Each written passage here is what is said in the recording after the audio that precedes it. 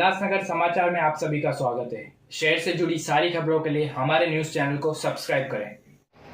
Madam, जो रिंकू भाई साहब ने 31st के नाइट को जो कार्यक्रम रखा था, सब लोगों को, हजारों लोगों को वहाँ पर बुलाकर सत्संग किया था, उसके विषय में आपका क्या कहना है? देखिए, सबसे पहले आपके इस चैनल के माध्यम से मैं ये बहुत स्पष्ट करना चाहती हूँ कि मेरा कोई व्यक्ति विशेष, कोई भी इशू रिंकू भाई साहब के साथ नहीं है। ये एक से मुद्दे की बात है और जिस जंग को आज पूरा विश्व लड़ रहा है, कहीं ना कहीं हम सब बहुत ज़्यादा मजबूर हो गए हैं इस कोविड पैंडमिक के नाते कि हमारे हाथ कट चुके हैं और हमें कहीं ना कहीं अपने मूवमेंट्स को रोकना है। तभी मुझे ज़रा सा दुख हुआ कि 31st नाइट को आप सभी को पता है कि हमारे डीसीपी साहब श्री मोहिते जी ने एक प्रेस कॉन्फ्रेंस करके ये कहा था 31 दिसंबर को शाम को 6 बजे से ही पुलिस ऑन रोड होगी। हमने बहुत बड़े तौर पे पुलिस बंदोबस्त प्लान किया है, जिसमें डीसीपी, दोनों एसीपी, लगभग 65 ऑफिसर और 500 के करीब हम पुलिस अमलदार लगाने वाले हैं बंदोबस्त के लिए। परिमंडल 4 में जो 8 पुलिस स्टेशन आते हैं, सब पुलिस स्टेशन के अंतर्गत नाकाबंदी लगाई जाएगी, ट्रैफिक पुलिस का सहायता लिया जाएगा। ये सिर्फ उल्लासनगर लेवल पे नहीं, ये राज्य स्तरीय लेवल पे था और जिसमें हम सभी नागरिकों को बढ़ चढ़ के हिस्सा लेना चाहिए था और हमने लिया। दुख की बहुत बात यह है कि अमृतवेला ट्रस्ट जो गुरुद्वारा सिंह सभा उल्लासनगर 4 स्थित है, वहाँ पर अगर कंप्लेंट की जाती है और अगर वहाँ पुलिस जाती है और जाने के बाद उन्होंने अपने उस एफआईआर में बहुत अच्छी तरह जो डिस्क्रिप्शन लिखना चाहिए वही लिखा है कि वहाँ पर बहुत सारे लोग थे, वहाँ पर लोगों ने मास्क नहीं पहनी हुई थी, वहाँ पे सोशल डिस्टेंसिंग नहीं था। ये देखिए, ये मैं नहीं कह रही हूँ, ये उस पुलिस की विठलवाड़ी पुलिस की एफआईआर 0001 कह रही है।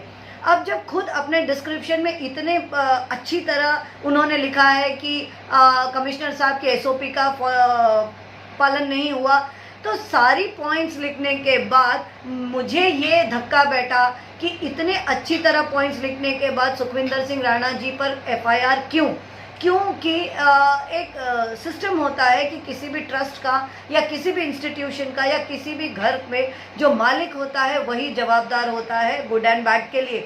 तो यहाँ पर सुखविंदर राणा जी तो ट्रस्टी है नहीं।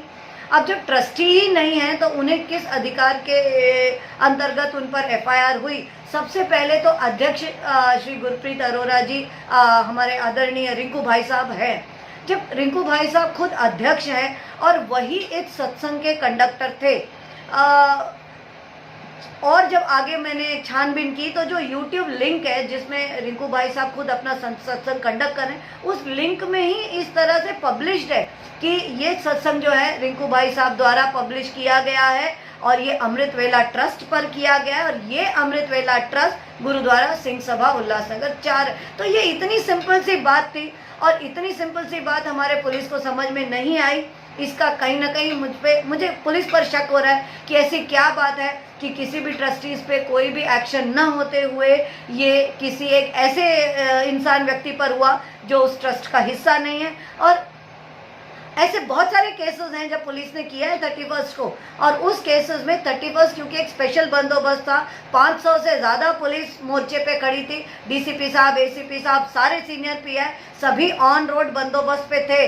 तो इतना बड़ा सख्त बंदोबस्त जब था, उसके बावजूद इतनी बड़ी चूक कैसे हुई? और जब दूसरी कहीं अलग जगह इसी तरह के केसेस होते हैं और उसमें मास्क नहीं, सोशल डिस्टेंसिंग नहीं, और उसमें पैंडेमिक एक्ट लगाया जाता है और यहाँ पर सिर्फ 188 और सुखविंदर सिंह राणा जैसे एक नॉन ट्रस्टी के ऊपर क्यों? तो ये एक मेरा ऑब्जेक्शन है, ये मेरा सवाल है। मैं आपके चैनल के माध्यम से अपने पुलिस ऑफिसर से, वरिष्ठ पुलिस अधिकारियों से भी पूछना चाहती हूँ कि इस तरह का गैर जिम्मेदाराना रवैया पुलिस ने क्यों किया। उल्लासनगर समाचार, सच और सच्चाई है जिसका आधा।